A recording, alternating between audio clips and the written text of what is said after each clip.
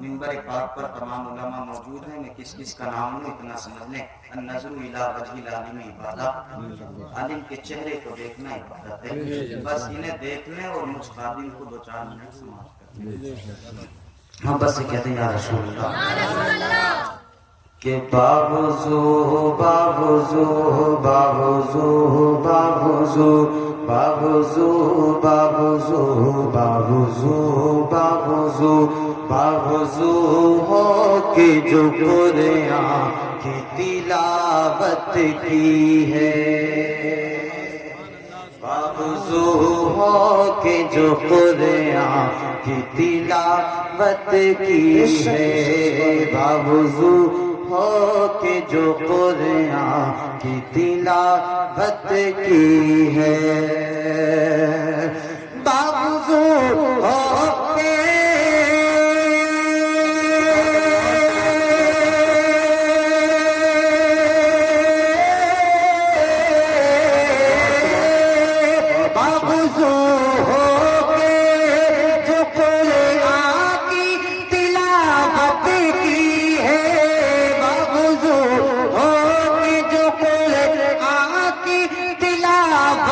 کی ہے. میں نے سرکار کے جلووں کی زیارت کی ہے. سبحان اللہ زندہ باد ماشاءاللہ سبحان اللہ سبحان اللہ کی زیارت کی ہے. میں نے سرکار کے جلووں کی زیارت کی ہے. اور خواجہ پاک نے ہند میں دی پھیلایا. بے شک سبحان اللہ. پاک نے ہند میں دی پھیلایا. خواجہ پاک نے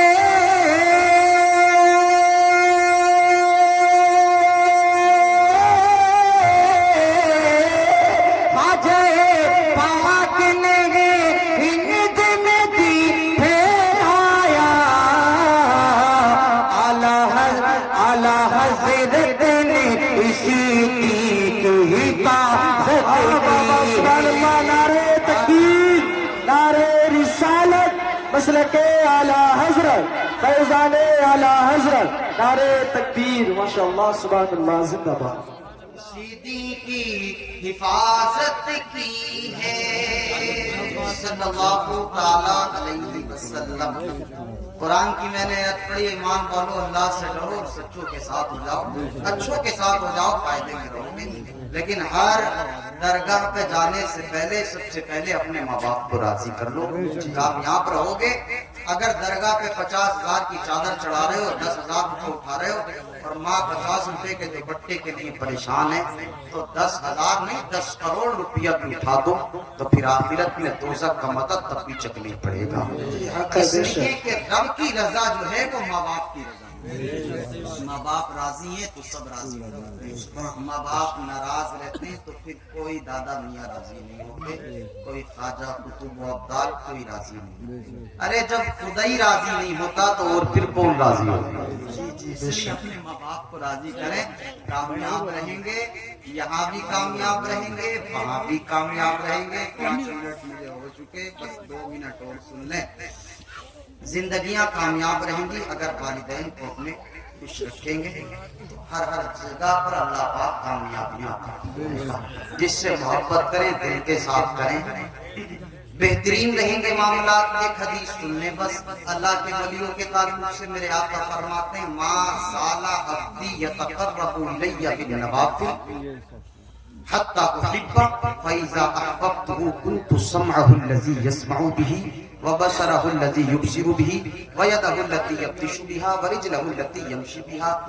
میرا رب فرماتا ہے, روایت مصطفیٰ کی فرمان رکھتا ہے. رب فرماتا ہے کہ بندہ نوافلات کے ذریعے جب میرا قرب حاصل کرتا رہتا ہے, اگر میں تقریر کروں تو ایسا نہیں آپ اتنی خاموشی سے بہت بڑے اللہ کا شکر ہے میں نے تقریر کر لی, بڑے آپ ہر کونے سے نعرہ لگا سکتے ہیں, میں وہ لچھے دار تقریر کر سکتا ہوں. بس ایک حدیث سنا رہا ہوں, میں زیادہ لچھوں میں اور باقیوں میں پڑھنا نہیں چاہتا, اس سے کہانیوں کے معاملات سب الگ ہیں. اس لیے میں اس میں پڑھ نہیں چاہتا. حدیث سننے ترجمہ بس. اللہ فرماتا ہے بندہ جب نوافلات کے ذریعے میرا قرب حاصل کر لیتا ہے, اللہ فرماتا ہے میں اسے اپنا محبوب بنا لیتا ہوں. اور جب میں محبوب بنا لیتا ہوں کنت سمعہ الذی یسمع بہ, تو میں اس کے کان بن جاتا ہوں جن سے کہ وہ سنا کرتا ہے. میں اس کی آنکھ بن جاتا ہوں جن سے دیکھتا ہے. میں اس کے پیر بن جاتا ہوں جن سے چلتا ہے. میں اس کے ہاتھ بن جاتا ہوں جن سے پکڑتا ہے. ہم جن ولیوں سے محبت کرتے ہیں وہ رہتے کہیں بھی ہوں لیکن ہمارے اوپر نظریں ہر جگہ سے رکھ لیا کرتے ہیں. بس اتنا سمجھ لو. اللہ پاک ہمیں ان کی محبتیں سچی عطا فرمائے. اللہ رب العزت دونوں جہان میں ہم اور آپ کو سب کو بلندیاں عطا فرمائے. ٹائم کافی ہو رہا ہے, علماء کی تعداد زیادہ ہے. مجھے آپ پھر سنتے رہیں گے, ہم سناتے رہتے ہیں, آپ سنتے رہتے ہیں. بس السلام علیکم ورحمۃ اللہ.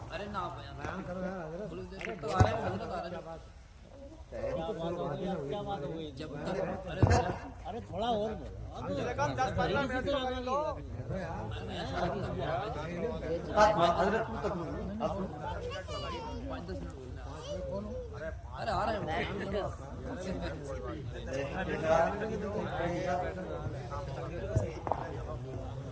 کیا ٹائم ہو گیا؟ ٹائم بولے 11 بھی نہ بجے ابھی تو. کم سے کم 10 منٹ تو کر ہی لو. کس کو آنے بھائی درود شریف پڑھیں.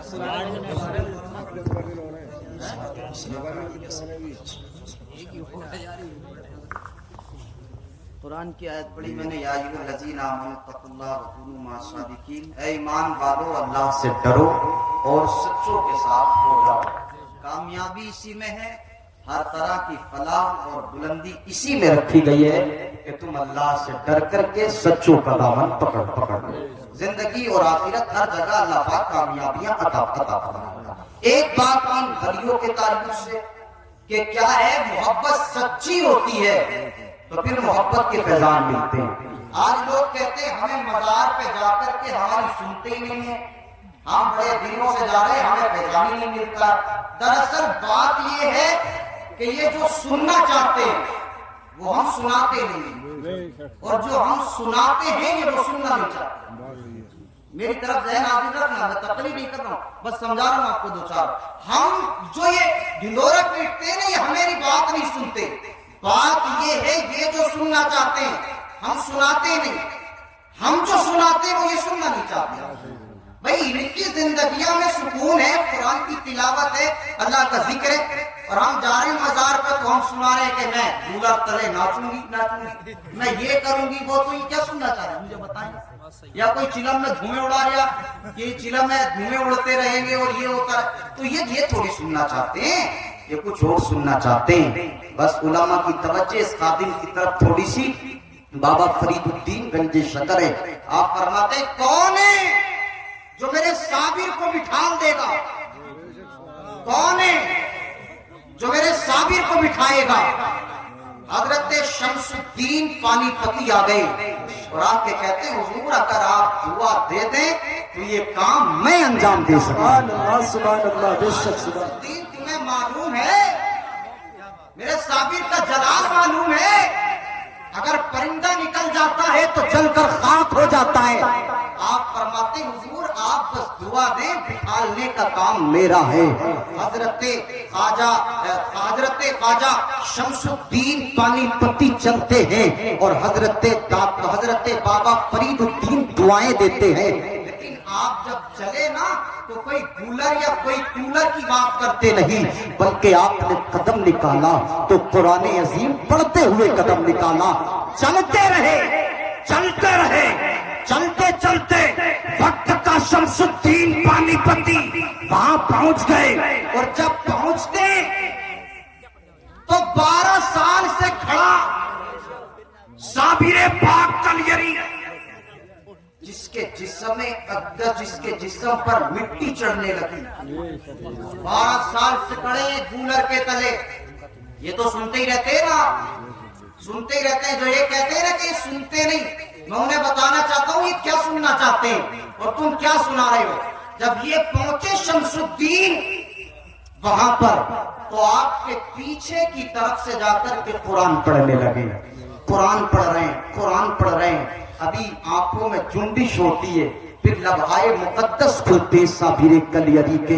فرماتے کون ہے جو قرآن پیچھے پڑھ رہا ہے؟ شمس الدین پانی پتی قرآن پڑھتے رہے. صابر کلیری فرماتے قرآن پیچھے نہیں قرآن آگے پڑھا جاتا. سبحان اللہ بے شک سبحان اللہ. پورا مجمع تھوڑا سا مزاج بنا دے. یعنی قرآن پیچھے نہیں قرآن آگے پڑھا جاتا ہے. اتنا کہا تو شمس الدین بھی سمجھ گئے اب بات بن گئی ہے. سبحان اللہ. تو لوگ جو صابر 12 سال سے کھڑا ہو اگر وہ بول رہا ہے تو قرآن کی تلاوت پہ بول رہا ہے. کا پیچھے نہیں قرآن آگے پڑھا جاتا ہے. جیسے ہی شمس الدین پانی پتی نے قرآن آگے پڑھنا شروع کیا پڑھتے رہے آپ سنتے رہے پڑھتے رہے آپ سنتے رہے پڑھتے رہے سنتے رہے. اچانک شمس الدین خاموش. اچانک خاموش. صابر پاک فرماتے ہیں خاموش کی ہو گیا؟ کہا حضور بہت دور سے سفر کر کے آ رہا ہوں پیٹ میں کچھ نہیں ہے بھوک لگ رہی ہے اس لیے خاموش ہو گیا.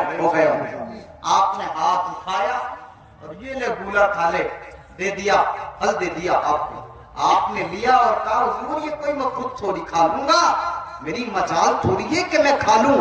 پہلے آپ کھائیں گے بعد میں غلام کھائے گا. سبحان اللہ سبحان اللہ بے شک سبحان جو اللہ. 12 سال سے کھڑے تھے قرآن کی برکت سے بول بھی رہے ہیں اور قرآن ہی کی برکت سے کھا بھی رہے ہیں. پھر کچھ دیر پڑا خاموش ہو گئے. آپ کیوں ہوتا ہے خاموش؟ حضور بہت دور سے چل کے آیا ہوں تھک گیا ہوں کھڑا نہیں ہوا جاتا. آپ نے فرمایا پھر بیٹھ جا بیٹھ جا.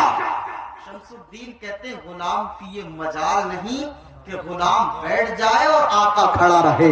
حضور اگر آپ کرم کر دے آپ بیٹھ جائیں تو میں بھی بیٹھ جاؤں گا. کیا انداز ہے قرآن کا. اسی قرآن کی بدولت صابر پاک کلیری بیٹھ رہے ہیں قرآن سن رہے ہیں. میں کہنا چاہتا ہوں یہ کوئی ان ڈسکو بھانگڑا کرنے والے ظالم قوالا اور قوالوں کی قوالیاں نہیں سنتے. یہ اللہ والے جو ہیں ان کی بے حیائی ان مقابلوں کو نہیں سنتے. اگر یہ سنتے ہیں تو قرآن سنتے ہیں. اگر دل کو تکلیف ہو قرآن پڑھ کے کہہ تو صحیح یہ سنیں گے بھی مدد بھی کریں گے. اگر جسم میں طاقت کم ہے آ مزار پہ قرآن پڑھ کر کے بتا تو صحیح یہ پکار سنیں گے بھی مدد بھی کریں گے. لیکن یہ خرافاتیں مت لاؤ اللہ کے ولیوں کے دربار میں. اگر قرآن کی تلاوت کے ساتھ تم ان کے دربار میں آؤ گے تو یہ یہاں بھی ساتھ دیں گے اور مرنے کے بعد وہاں بھی ساتھ دیتے نظر آئیں گے. نعرے تکبیر نعرے رسالت مسلک اعلی حضرت فیضان اعلی حضرت مولانا اویس رضا صاحب قبلہ. نعرے تکبیر. یعنی یہ سنتے سنانے والا ہونا چاہیے. یہ جو سننا چاہتے ہیں وہ سناؤ. یہ سننا چاہتے ہیں قرآن یہ سننا چاہتے ہیں نعت یہ سننا چاہتے ہیں تعریف حضور کی یہ سننا چاہتے ہیں ذکر خدا. اور تم سنانا چاہتے ہو انہیں کہ ایک طرف اسٹیج لگا دیا قوالا کا بے حیا کا اور ایک طرف قوال صاحب اور یہ ادھر کی غنڈہ گردی اور یہ ظلم. یہ سننا نہیں چاہتے. یہ سننا چاہتے ذکر خدا خدا. وہ سناؤ پھر دیکھو فیضان کتنا ملتا ہے اس کی برکتیں کتنی ملتی ہیں. بس ایک بات اور میں بات ختم کر رہا ہوں. بات جب آ گئی کہ کیا سننا چاہتے ہیں تو سنیں. حاجی علی کا دربار تو سنی ہے نا سب نے ممبئی میں. حاجی علی کے دربار پہ خان صاحب پہنچ گئے. ہاں خان صاحب پہنچ گئے حاجی علی کے دربار پر. بات کرتے رہے وہ گھر کے ماحول سے یعنی غربت کی وجہ سے ممبئی کا سفر کیا تھا کہ کچھ کما کر لاؤں گا گھر میں بہترین انداز میں مکان بھی بناؤں گا. جو چاہتے ہوتی ہیں وہ اس کے ساتھ گئے. لیکن حاجی علی کے یہاں چلے گئے. حاجی علی کے یہاں جب حاجی علی کے یہاں پہنچے تو کام میں لگ گئے. حاجی علی کے یہاں 1 سال ہو گیا پورا. 1 سال میں ان کے ہاتھ میں پیسے ہی نہیں آتا. جتنا آتا وہ خرچ ہو جاتا. تو یہ پریشان ہو گئے بھائی میں بچوں کے لیے کیا لے کر کے جاؤں گا مکان کیا کروں گا کیسے کروں گا. سب کام شورٹ سنے بس شورٹ.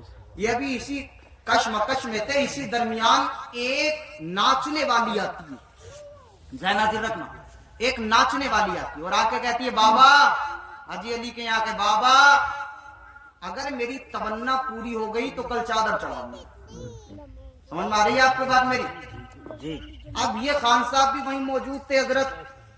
دوسرے دن وہ ناچنے والی کو توپے تائٹ لے کر کے آتی ہے. جب وہ آئی اس سے پوچھا بھائی کیسے آئی ہے, کل تو آئی تھی. اس نے کہا بات یہ ہے کہ میری تمنا پوری ہو گئی ہے. تو ان کے دماغ میں آیا واہ بابا 1 سال سے میں کر رہا ہوں مجھے کچھ نہیں مل رہا, اور یہ ناچنے والی ایک ہی دن میں آئی, اس کی ایک ہی دن میں جھولی بھر دی. یہ نالا باندھا اپنا پوٹلا, چلو بس ہم 1 سال سے کر رہے تھے ہمیں کچھ مل ہی نہیں رہا, اور یہ ایک دن میں آئی تو ایک ہی دن میں جھولی بھر کے دے دی بابا نے. گھر آتے ہیں جب اپنے مکان کے کنلے میں اور آ کے پوچھتے بھائی میرا مکان کہاں, دیکھتے ہیں جگہ پر تو ایک عالیشان بلڈنگ بنی ہوئی ہے. جب اندر آتے ہیں تو بیوی نے دیکھا اپنے شوہر کو خندہ پیشانی کے ساتھ استقبال کیا اپنے شوہر کا. اپنے بچوں سے کہا بیٹا دیکھو تمہارے والد محترم آئے ہیں, تمہارے والد آئے تشریف لائے. سب نے بڑے خندہ کہا. اب شوہر کہتا ہے میری شریک حیات یہ تو بتا یہ تم نے مکان کیسے بنایا؟ میں ممبئی سے پیسہ میں نے تو بھیجا نہیں, تو نے کیسے بنا لیا؟ بیوی کہتی ہے میرے سرتاج پہلے کھانا کھائیے اس کے بعد ہم آپ کو بتائیں گے یہ کہاں سے بنایا. نہیں کھانا کھا لیا اسی کشمکش میں. لیکن بیوی نے کہا حضرت بتائیں. شوہر نے کہا بیوی سے بتائیں کیسے بنایا؟ بیوی کہتی ہے کیسی مذاق کر رہے ہیں آپ, ہر مہینے تو تنخواہ ممبئی سے بھیجا کرتے تھے, مذاق پہ تلے ہوئے کیسی مذاق کر رہے ہیں, کیا بات کر رہے ہیں آپ نے؟ رات کو خواب میں وہی ممبئی والا حاجی علی خواب میں آتا ہے اور آ کے فرماتا او میرے غلام جو میرے دربار میں آنے کے بعد ہمیں وہ سناتا ہے جو ہم سننا چاہتے ہیں, تو وہ جو تمنا لے کے آتا ہے ہم اس کی تمنا کو پوری کر دیتے ہیں. تو ہمارے دربار میں آ کر کے ہماری خدمت کرتا رہا, ہر مہینے تیرے گھر پہ ہم تیری تنخواہ کو بھیجتے رہے. سبحان اللہ ماشاءاللہ سبحان اللہ. وہ کہتا حضرت ٹھیک کہہ رہے ہیں سب, لیکن ایک بات تو بتائیں میں 1 سال سے کرتا رہا مجھے کیوں نہیں بتایا کہ ہم بھیج رہے ہیں تنخواہ, اور اس کو ناچنے والی کو ایک بار میں کیوں دے دیا؟ آپ فرماتے ہیں میرے غلام بات یہ ہے تو میرے درگاہ بارگاہ میں قرآن پڑھتا, اللہ کا ذکر کرتا, تو قرآن پڑھتا ہی میں سننا چاہتا ہوں, ذکر کرتا میں سننا چاہتا ہوں. وہ ناچنے والی ناپاک تھی, ناپاک. وہ ایک بار آئی, اگر نہیں جلدی ہوتا تو پھر دوبارہ آتی, پھر تیبارہ آتی. حاجی علی فرماتے ہیں میں نہیں چاہتا کہ ناچنے والی دوبارہ میرے پاس آئے, اس لیے ایک ہی بار میں نے کام کر دیا, اب مت آنا ادھر کی طرف کو. لیکن تو چونکہ قرآن پڑھتا ذکر کرتا اس لیے میں نے تجھے اپنے پاس بھی رکھا اور تیرے گھر کا خرچ بھی چلتا رہا.